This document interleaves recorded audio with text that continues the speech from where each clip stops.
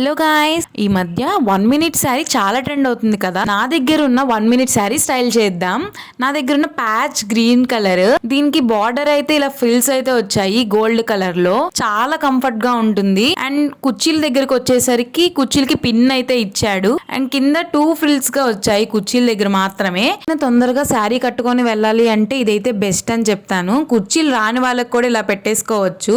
2 minutes లో Maggi అయితే అవుతుందో లేదో తెలియదు, కానీ 1 మినిట్ లో మాత్రం ఈ శారీ అయిపోతుంది.